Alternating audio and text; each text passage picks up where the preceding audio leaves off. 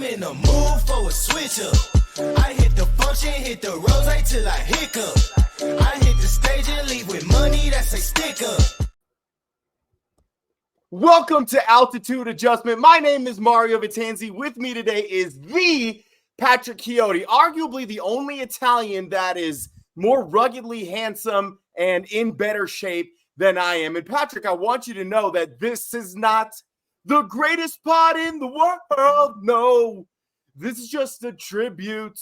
Couldn't remember the greatest pod in the world. No, this is a tribute. Oh, what I mean by that, Patrick, and we're recording. I made sure. Did you see the little thing that said? I did. Recording. We're actually recording. Yeah. If you're watching this and you're perhaps not on Twitter, and if you're not on Twitter, follow me at Vitanzi Therapy. Follow him at Patrick Chiotti. You can see his sexy name right next to his sexy face right there. Patrick and I thought that we recorded a podcast. What was it, like about a week ago? Like 2 weeks ago.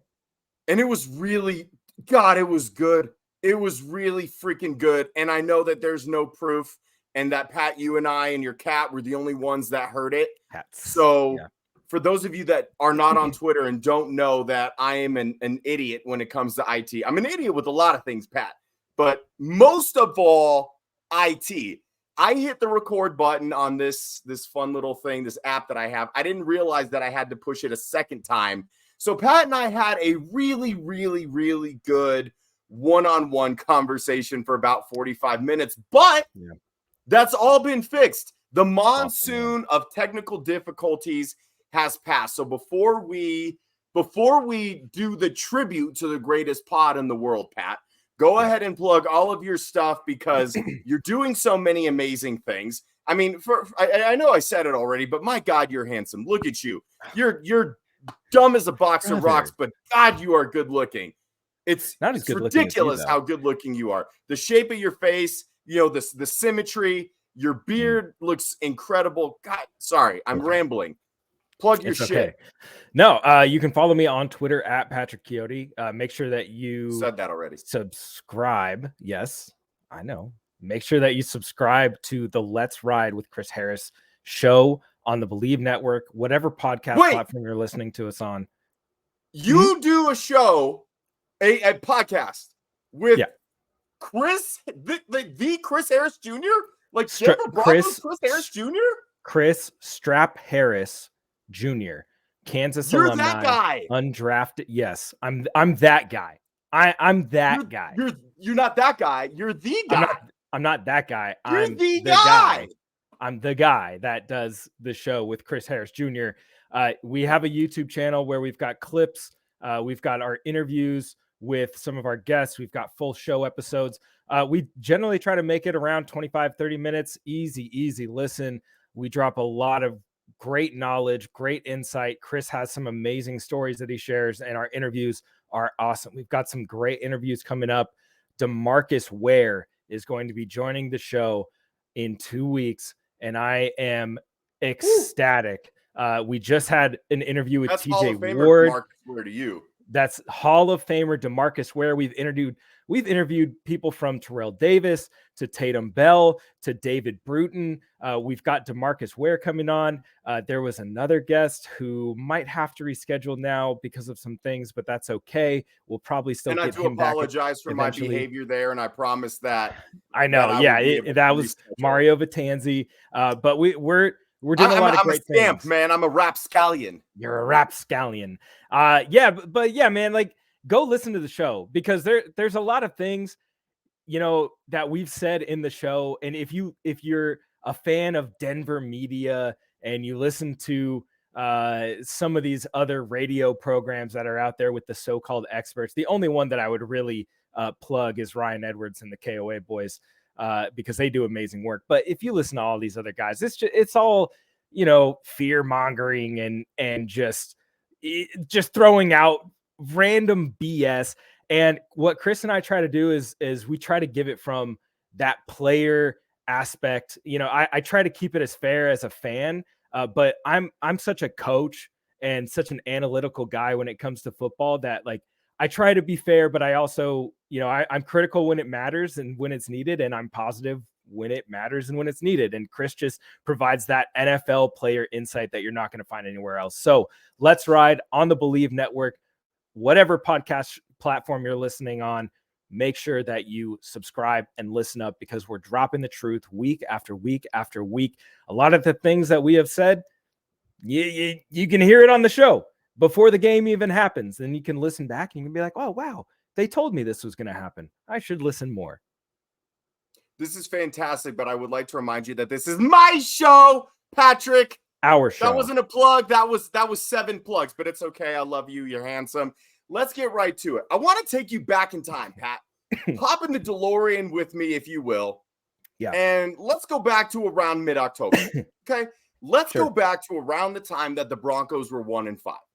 Let's go back to the time that all of Broncos country was panicking, myself included, yourself included. We had conversations with each other talking about, like, we don't know where to go from here.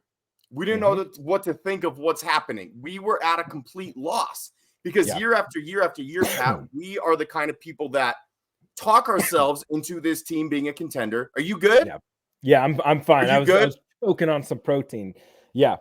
No. I'm good. I'm good. Can we get back on track here? My God, I'm trying to set the tone, and you're choking on your GD protein shake. Sorry. Got to get it in, man. Okay. Well, eat dog food like a normal person. It's packed with macros. Okay. Let's move on. Flashback. Anyway, everybody is freaking out. You and I have talked in the past. We convince ourselves why at the beginning of each year this team is going to be good. And there we sat, Patrick, 1-5. And we said, there's no way this is our reality. It can't be real. Not this, not again. We brought in Russell Wilson. It didn't work. We've not brought in Sean Payton. We didn't know what to do. Yeah. And then the week after that, Pat, what happened? They won a game. And it was nice. They beat, a not good Green Bay Packers team. And speaking of local media and speaking of people that don't know what they're talking about and speaking of fake fans, well, I'm speaking of it. You didn't say anything about it, but I am now. People were mad that they beat the Packers, Patrick. Yeah. They were upset that the football team that they love, that they devote 3 hours of their life to once a week, every Sunday or whatever the day might be, and they were mad that this team lost. Oh, what's a meaningless win in October going to mean when we finish the season with 5 wins or 6 wins and we don't have a top 5 draft pick? What happened after that, Patrick? They just beat rolled the Chiefs. They rolled. They've been rolling. And so let me ask you this. All of these people that wanted the Broncos to lose out, they wanted to be in the Caleb Williams sweepstakes. They wanted to be in the Drake May sweepstakes, the Marvin Harrison Jr., whatever it was. The fans that wanted this team to lose, that have now won 5 games in a row, 1, 2, 3, 4, 5, longest win streak in the NFL. What do you say to them? I say, what happened? Did your balls drop off? We're transitioning. We're transitioning. Now it's getting serious. You wanted us to tank? You want this team to tank? Do you still want that? Do you still want them to lose out? Do you still feel that way? No, you don't.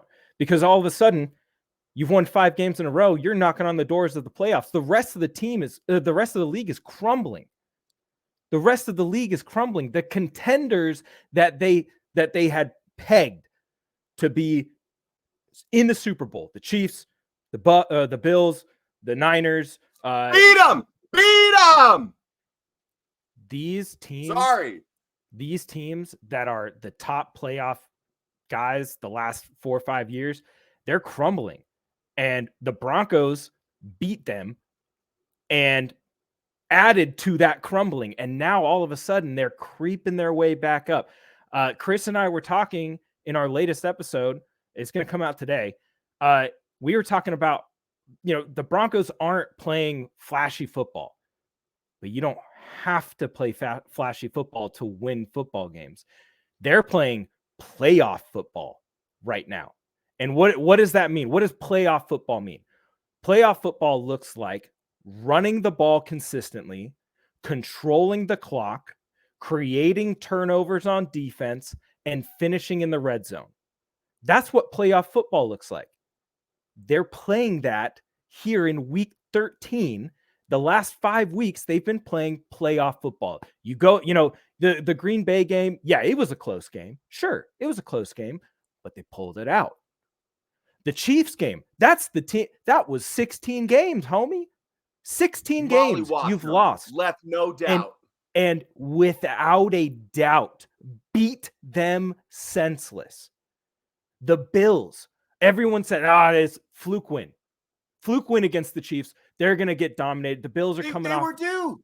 They were due. They were at overdue. Home, Monday night. Nah, man. What happened? Not going to happen. What happened, Patrick? They beat that ass. That's what happened. They beat them being physical, and then we go in. We keep winning games. Go into the Browns game.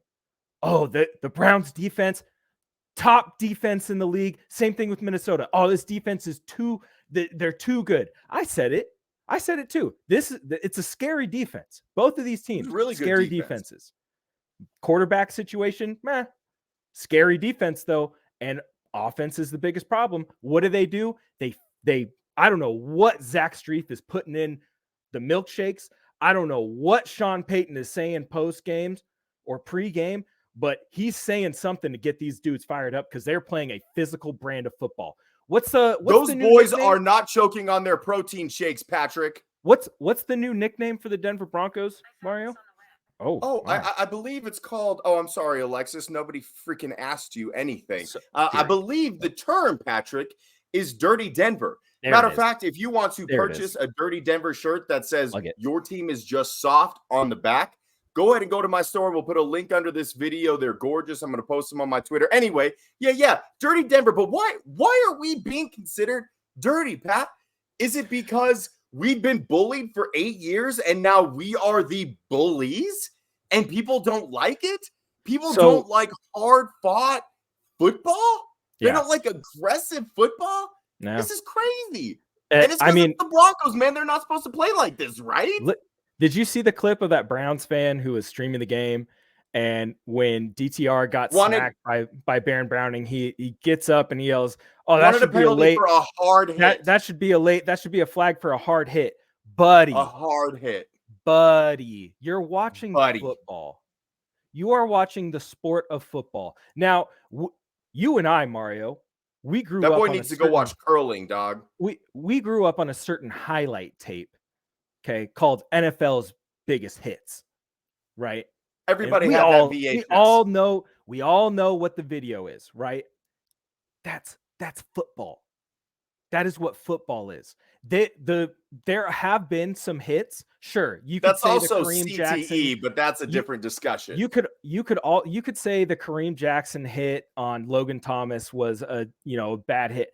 I'm not one of those people. I thought he's trying to make a play, led with his shoulder. Looks like he's leading with his head. Because Mario, where's your head? Where's your head located? It's right next to the shoulder. Right next to the shoulder. As a body expert, it's attached to the shoulder and neck area. So let's look at this really quick. Let's look at this. If I lead with my shoulder, where's my head? That's weird. Yeah, totally. I knew that because of anatomy and stuff. So they're getting this moniker because Sean Payton is their coach and they're automatically associating it with Bounty Gate. These are not the same things at all. Go watch the offensive line play. They are bullying people. Quinn Miners, Garrett Bowles, Ben Powers, Lloyd Cushenberry, and Mike McGlinchey. Thank goodness, finally, he is playing better. They are throwing people out of the club on a week-by-week basis. The defense is playing absolutely out of their minds right now, being aggressive. That is what you need from your defense. You're being aggressive. Ball carriers are getting held up. Guys are coming in, stripping at the ball. Guys are punching the ball out. They're making plays and they're in the right spots. That's why, Mario, since week 6, shout out Brett Coleman, since week 6, 25% of the drives against the Broncos defense have ended in a turnover. That is an insane stat. Think about that. Every 4 drives, 1 of 4, there's a turnover. Every 4 drives, there's going to be a turnover. That's nuts. Don't think, but that is the physical mentality. That is the attitude. That's setting the tone coming from the coaching aspect. It's football. The biggest guy, the strongest guy, the meanest guy is going to be the one who's going to punch you in the mouth and look at you square in the eyes and say, what are you going to do about it? You're not going to do anything. The Broncos, during this 5-game win streak, they have been throwing haymakers. They've been throwing uppercuts. They've been just jab, jab, jab. Daring teams, what are you going to do? What are you going to do about it? I'm here. Guess what? I've been at the bottom of the division for the last 6 years. What now? We're here and now. They don't want to see that. They don't want to see that. Let's don't talk tell about Browns that. fans. Don't tell Browns fans about Myles Garrett ripping a guy's helmet off and swinging it. No. Patrick, that was so long Don't say ago that. that you should just move on. Don't even worry about that. But let's discuss how this happened. Let's discuss how the team went from 1-5, from giving up the infamous 70 burger, from being in the market for one of the top picks in the NFL draft to now they're really like one big win on Sunday away from being firmly planted and in control of their own destiny for the playoff berth. Where they started, Patrick, they had no identity. Yeah, it was a personnel thing. Like there was addition by subtraction, getting rid of Randy Gregory, getting rid of Frank Clark. I heard some things from different guys, and I'll just paraphrase here and say they didn't fit in the locker room. They didn't fit with what they wanted to do. Getting rid of, not that they're not good players. I mean, Frank Clark is a scumbag, but we don't need to focus on that. They're good football players. They didn't fit here. And ever since the room has belonged to Baron Browning, Jonathan Cooper, and Nick Bonito, the 3 young stud edge rushers that you are going to almost wrap your defense around. You're going to build your defense around these 3 guys and around a Pat Surtain. Ever since the room has been theirs, it's been different. Ever since they made a few other personnel changes, it's been different. But what's been the biggest thing? They are no longer overthinking. They clearly have the players, Pat. They clearly have the guys. And it was Miami was an anomaly. I'm not going to get bogged down on that. The defense still wasn't great when they needed to be early in the season. It's a seismic difference. When Vance Joseph came in, they wanted him to run the Vic Fangio defense. The Vic Fangio defense is not the Vance Joseph defense. So you had what was happening to the offense last year. We had too many moving parts. You had too many cooks in the kitchen. You had too many people talking, and there was no continuity. There was no semblance of a game plan. It was coming from 4, 5, 6 different directions. Now that the offense got cleaned up at the beginning of the year because it's Sean Payton's show, we were now focused out with the defense. Well, hey, VJ, I know that you're the DC, but you need to run the Vic Fangio defense. We need to do this. We need to do that. And it showed, Pat. And why did it show? This team led the league in missed tackles through the first 5 games, if I'm not mistaken. That doesn't happen because they're poorly coached. That doesn't happen because they're bad players. It happens because you are overthinking. And when you play defense, and correct me if I'm wrong, Pat, but you can preach to this as an actual football player, not like some of these media members that claim that they play football, but they played with a weird ball that didn't actually count. But I digress. You've played football, so you know how this is. Defense is all about reacting. You cannot overthink. If you are thinking about what your assignment is, you're done. You're toast. And that was what we saw. That's why the defense looked sloppy. That's why the run game was a travesty. That's why guys in the secondary were getting beat over the top. Were getting beat over the middle. They were thinking too much. They weren't reacting. They weren't tapping into their primal aspect of being an NFL football player and of being an athlete. That has been the biggest difference. And what happens when you start reacting and you play fast, Pat? You force turnovers. That has been the difference. And now, with a 5-game win streak, and I'm going to set you up and I want you to preview the Houston game. This is as close to a must-win as you can get for a team. I mean, a must-win is an elimination game. It's a playoff game. But if a must-win is here, this game is right there. It's right below it because if the Broncos win this, Pat, 60-something% chance that they make the playoffs. I don't know who comes up with these numbers. It's nerd shit that I don't understand. But if they lose, it drops down to the 20s. Yeah. This game is imperative. there's a couple things here, Mario, to break down from what you just said. And I want people to really go back, like take a moment right now, rewind this video, go back and listen to what he said, right? It was coming from 4 or 5 different places. Okay. Think about the offense last season. How many different sources was their offensive game plan coming from? You had Hackett, you had Russ, you had other people chiming in. That's too much. So what happens? Sean Payton comes in, he narrows it down. Hey, we're running this and this only. Guess what? Sean Payton coached offenses as a head coach, fell out of the top 10 in yards per game 2 times in his career. That was 2020 and 2021. And out of the top 15 once in point per games. The Broncos currently are ranked 13th in the NFL in points per game after ranking last in points per game last year. Defense, like you said, new coordinator comes in. We're trying to run a different system. It's not the system that we're used to calling. So things get messy. You've got some guys who don't understand their roles, guys who don't understand their jobs and their positions. So you make some changes. You say, okay, hey, we're going to narrow it back down. We're going to make a couple changes, narrow things back down, one line of communication, and look what happened.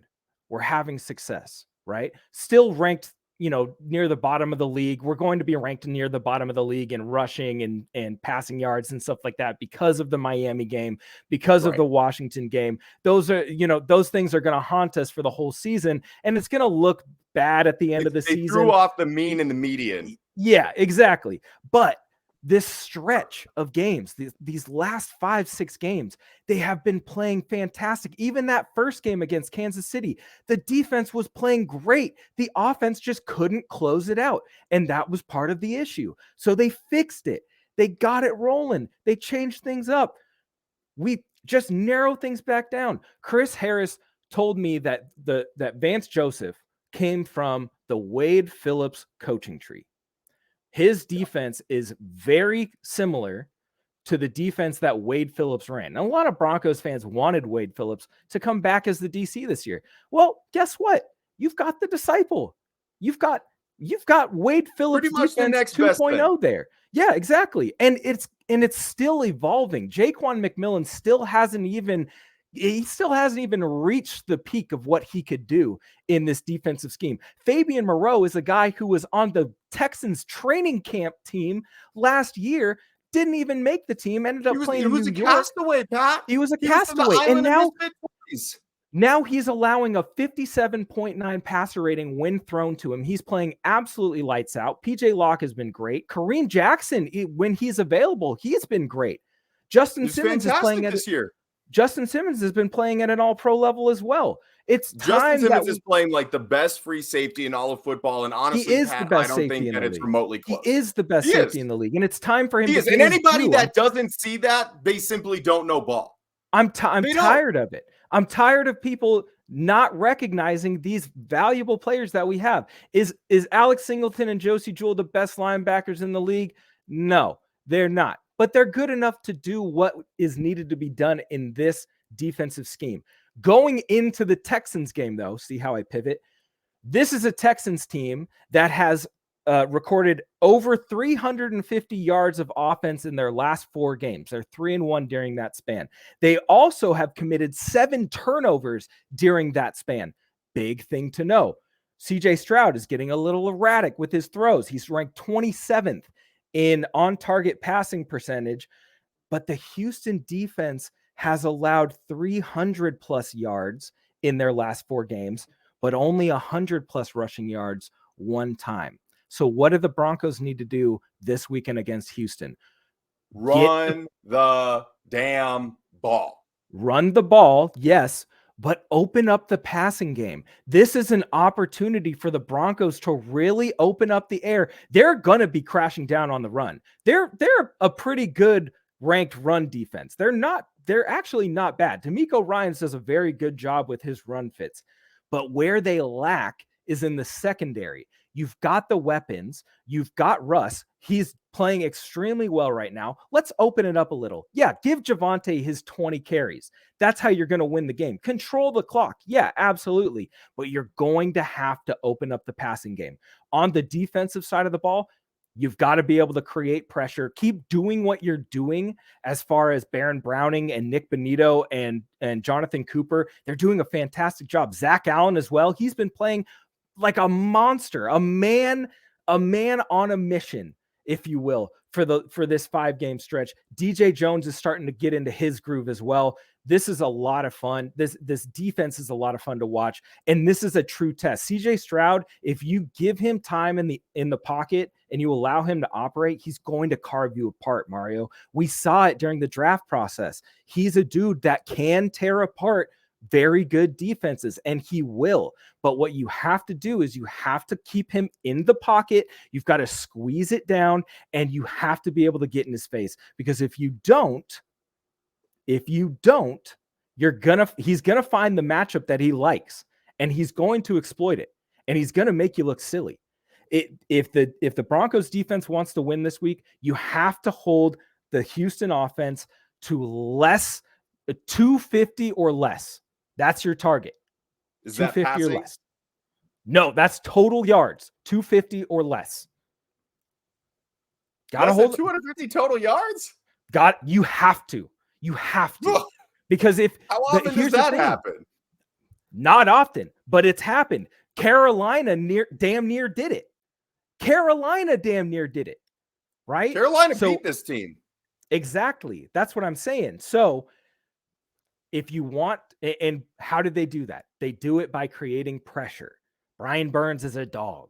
They've got some dogs on that Panthers defense. It's a shame they've only won one game, but they figured it out. Get to CJ, put the pressure on him. Don't let him progress through his reads, and you will find success. That's what they have to do. They're going to have to run the ball, which is fine. They did fine against the Browns in the run, only allowed barely over 100 yards, shut them down. That's the top ranked rushing offense in the league. Shut them down. Got to do the same thing this week. Got to get pressure. Barron's going to have a good game. I feel like Titus Howard out for the year. Laramie Tunsil's been struggling as of late. They've allowed 39 pressures in the last 4 games, 11 sacks in the last 4 games. That's what I'm looking forward to.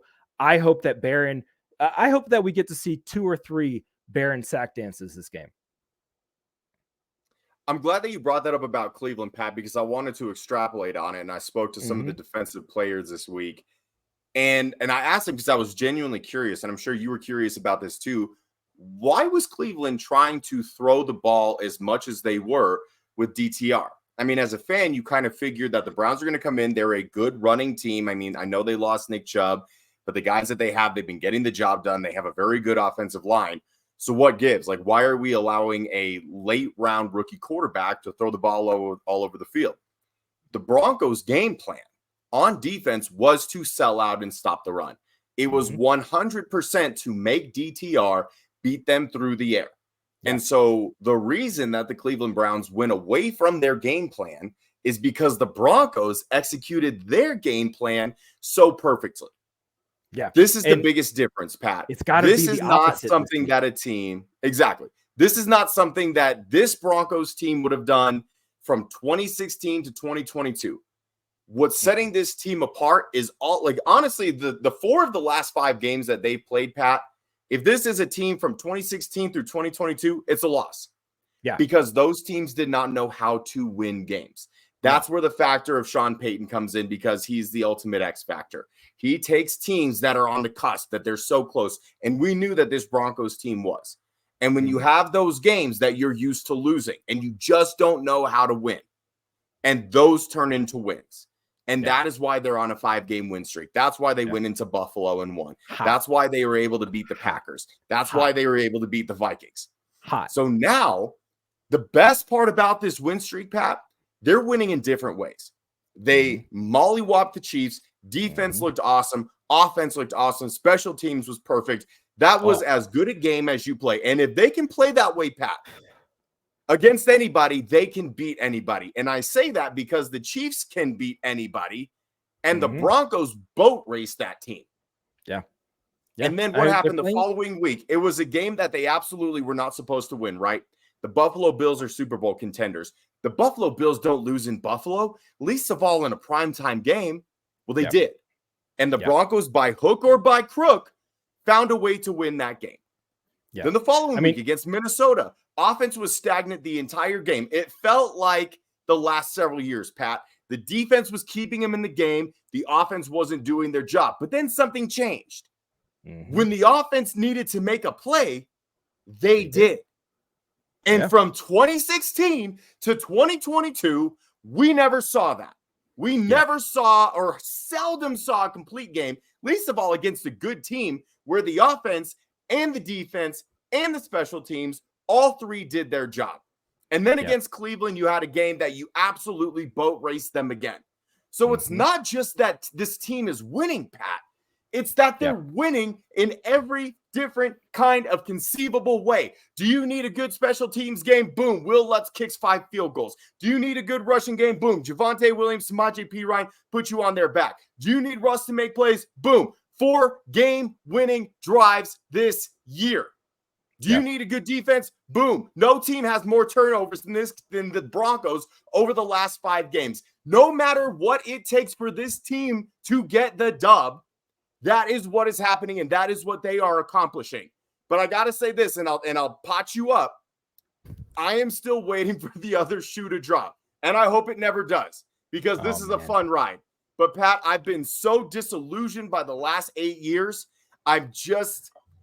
Part of me is waiting. It's just like, all right, let me have it. I'm ready. Just stick the dagger through my heart and get it over with. So talk me off this metaphorical ledge. It's you brought up a couple of good things there, and everything that I bring up is a good thing, Patrick. One of the things that I will point out, allow me to bring this up repeatedly while you talk. What is that? 2.5 on there? That's about right. Patrick, there's one of the things. Hundreds. These are each 100 pounds. Yeah, those are. They're just very massive 5 pounds. One of the biggest things, you mentioned Russell Wilson having 4 game-winning drives this season. He has 7 now as a Denver Bronco. Had 32 game-winning drives in his 10-year career with the Seattle Seahawks. So not even into 2 seasons with the Broncos yet, and he already has nearly a quarter of the amount of game-winning drives that he had with the Seahawks. Pretty crazy stat. The special teams for the Broncos has been absolutely amazing. Shout out to Nick Kendall, who did point out that the Broncos have I think it was during the win streak or just this whole season total, their average starting field position is their own 35-yard line. That's insane. Like starting with great field position, and Sean Payton is just licking his chops every week watching his special teams crews just block extremely well. Marvin Mims is easily the best return guy in the NFL right now in terms of he'll be, barring something crazy, he'll be the all-pro return man. Yeah, and he should be. And I watch him run and I'm like, God, it doesn't even look like he's trying to run. Like it doesn't even look like he's reaching top speed yet. And then somebody posted a clip of Devin Hester running, and I was like, God, it doesn't even look like he's running. It looks like he's just out there jogging. Well, that's what a good returner does. They're so patient. They know when to hit the burst. They know how to turn the corner, and that's what Marvin Mims has been able to do. Tremont Smith, Riley Moss, Drew Sanders, those guys are making great blocks on special teams. They're setting the offense up with good field position. We've gotten a couple turnovers from the special teams crew this year, so that's awesome to see. And for a special teams unit that has been one of the worst for the last 3-4 years, this is so refreshing, especially for me as a special teams coach. I get to watch these guys play impeccable coverage every single week, and it's so great because that is the coaching detail. That's it. And you want me to talk you down off the ledge, Mario? Here's the thing. Every game, if I am Sean Payton and I'm in the locker room with them and I'm telling them every game from here on out is the fucking Super Bowl, and treat it like that, because and he knows, and he can say that. None of the other guys have experienced that mountaintop yet. But he can sit there and say, you know what, guys? I got one of these. Okay. I got one of these because I treated every game like it was the fucking Super Bowl. And I worked my ass off. Is that one of your 36 flag football championship It sure rings? is. But that's going into the details of it. Treat every game like it is the biggest game. Focus on the details. Don't look to next week. Next week is far away. Look to right now. Look at how we can complete our assignments. Look at how we can win our matchups, and just go out there and do your job. Play ball. Limit mistakes. Execute when it matters and win the game. If you do that, you're gonna be successful. And this is the last thing I'll say. I was watching the new Hard Knocks, and they thank God they didn't show too much of the footage from the 70-point win. But Mike McDaniel said something in the season opener presser, or his season opener meeting with the team, that really stuck out to me. And it was, you're gonna face adversity in this game. You're going to. You're gonna fuck up. You're gonna get punched in the mouth. But it's about how you respond to getting punched in the mouth. It's about how you do everything from then on out. And the Broncos lost by 50. They're 1-5. They're the laughing stock of the league. How do they respond? By playing playoff football in the regular season. So looking at the games that are coming up, yeah, you've got Houston, you've got Detroit, you've got Vegas, you've got the Chargers twice, you've got the Patriots. You can't sleep on any of these teams. Every single game from here on out is the Super Bowl. Every single one. Do your job. Win this game. And let's get on to the next one. Until we get to that final one, then we can relax. And then we can since win. You don't want the team to look ahead, and that's good, and I agree, and they shouldn't, you and I are going to look ahead. So let's look at this logistically, Pat. There's 6 games left in the regular season. The Broncos are sitting at 6 wins. Mm-hmm. I'd wager to say that 10 wins probably gets you into the playoffs. 11 is a lock. That means at absolute minimum, Pat, they need to win 4 of their next 6. And honestly, this one has to be one of them.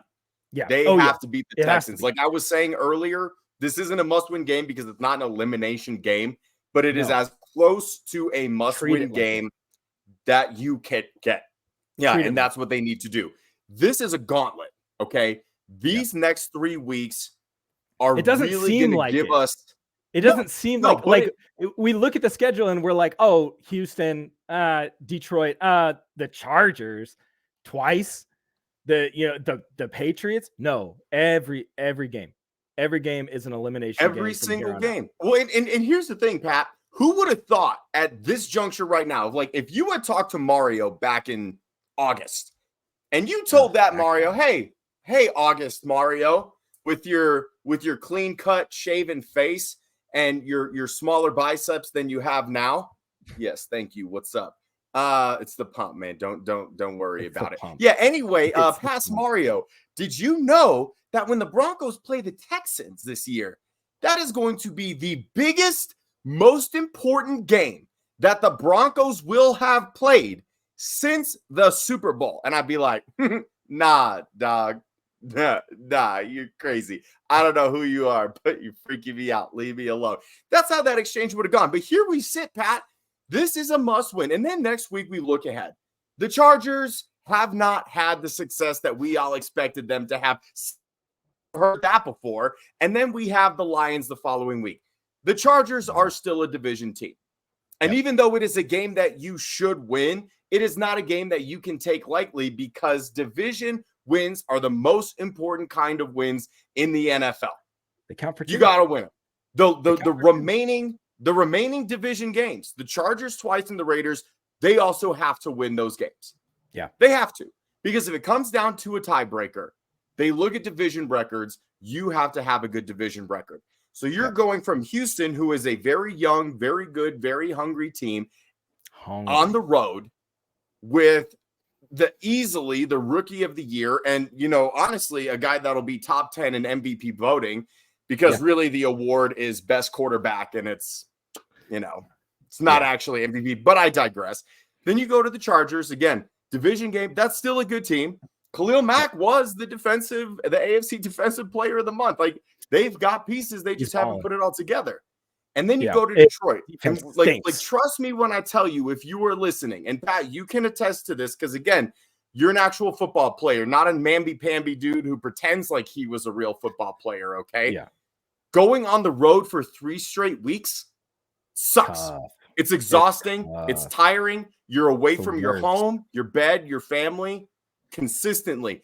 Dude, when I travel with the team, it is tiring for me. Like, I am not looking forward to these next 3 weeks. I don't even do anything compared to what these guys are doing. I don't do a damn thing, and it makes me tired.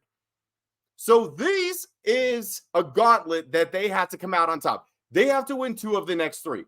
Now, I would assume realistically it would be Houston and the Chargers. If you drop it to Detroit, it is what it is.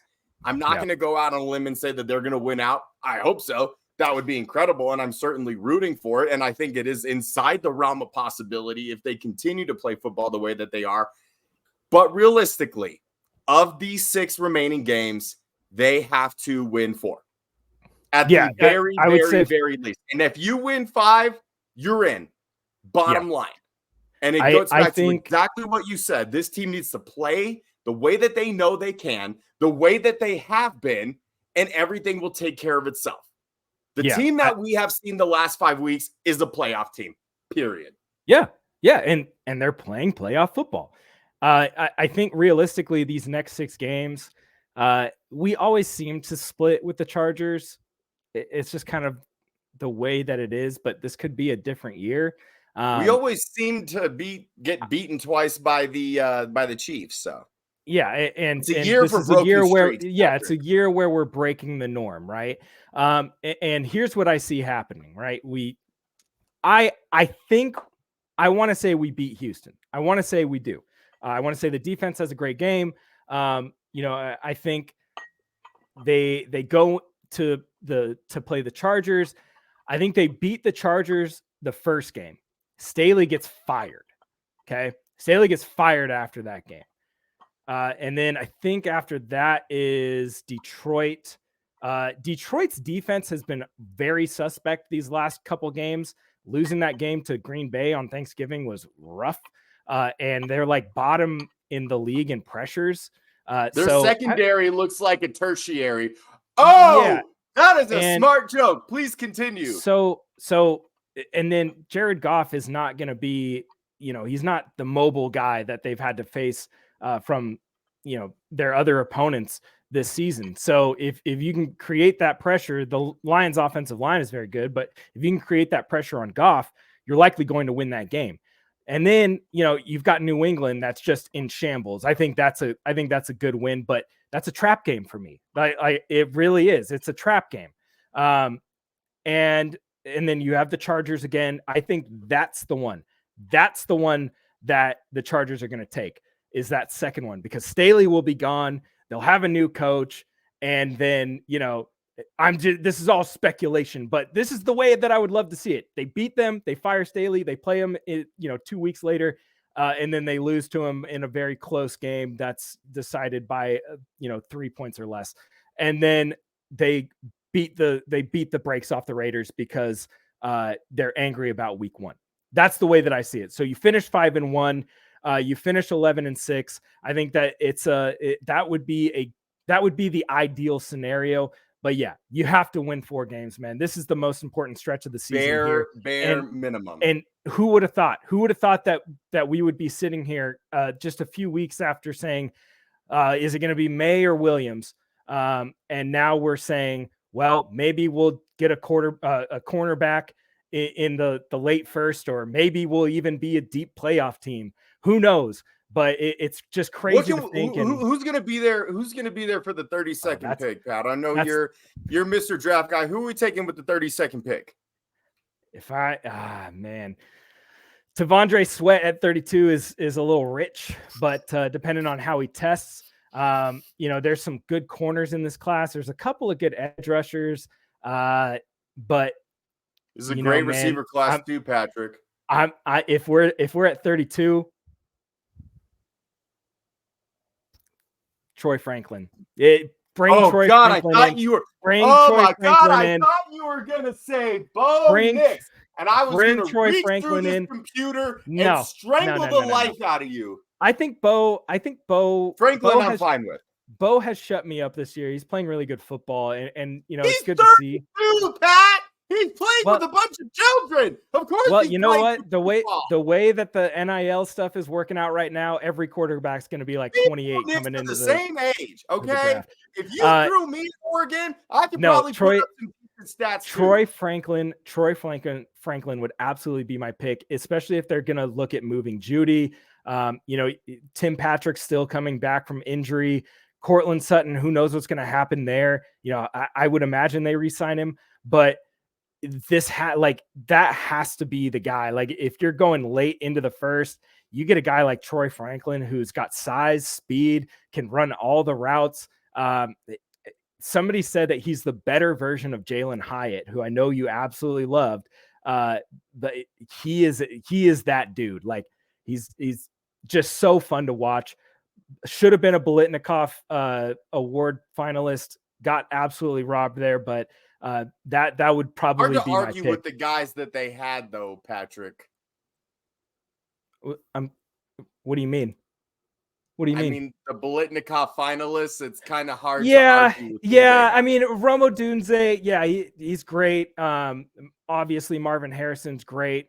But I don't know, man. I felt like Troy's body of work this whole season was absolutely stunning. Nothing against those other guys, but like, to not even be a finalist and you're breaking records at U of O, you're making huge plays every week.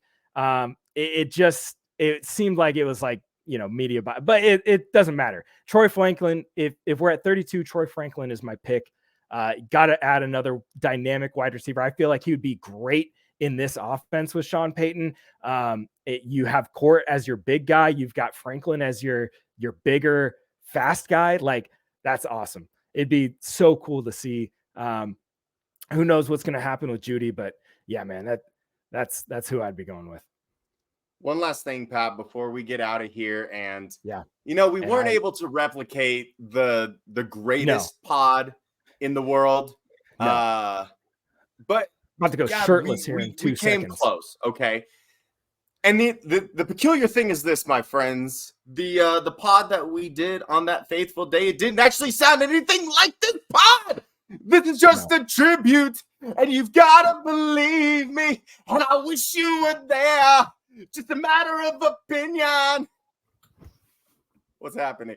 Oh, my God. Yeah. Best pod ever. I told you we're going shirtless. You want to replicate? Let's replicate. Let's fucking go. Broncos, hey, this weekend, Houston, let's turn it up. Let's win this football game. Let's keep the streak going. 6 games, baby. Let's keep it going. Play good football. Play good defense. Let's win in the special teams game. I can't wait. This is going to be awesome. I distracted myself. That wasn't what I wanted to ask you, but I don't care. This is how my brain works, and I apologize to everybody listening, and I apologize to you, Patrick. Actually, I don't, because, that somehow led to you being shirtless, and so, that's a big you're welcome to everybody out there, okay? Look at that, man. My God, I can't even focus. Anyway, no, what I wanted to ask you, Pat, and what I wanted to set you up with, and this is the last thing before we get out of here. Yeah. What would you like to say to all of the Bronco fans, the Bronco fans who at 1-5 wanted them to lose out, Pat? What do you say to the fans that wanted them to tank? A team that is now firmly rooted in the playoff race, Patrick. Well, a team in which if they win this Sunday, 60+% chance to make it to the playoffs. What do you say to those fake ass fans? I say keep doing your mock drafts. I'll be right there doing them with you.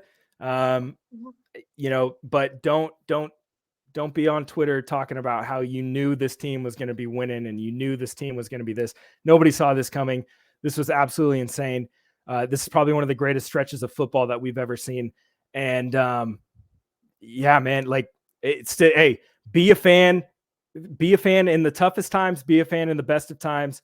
But don't ask your team to lose just because you want XYZ. That's no, come on, man. These guys have jobs. They're not going to purposely lose just so they can make you happy. They have to make money too. They have families too. Be respectful. Don't be a jerk. Don't be a clown. Don't be a jabroni. Just be a fan, man. Be happy. You can be critical, but try to just keep a neutral eye. Be positive when it's positive, be negative when it's negative, but don't call for teams to lose. That's just absolutely ridiculous. And you know what? You never know. Your favorite player might see you talking about that on Twitter, and that's not going to make them feel loved. One of the big things when all the trade rumors were happening with Court was he said he just wanted to be somewhere where he was loved and appreciated. So Broncos country, make sure that you love and appreciate every single one of these guys while they're here. They're human beings too. And they're just trying to do a job to entertain you. So that's what I would say. I got one more thing, Patrick. Yeah.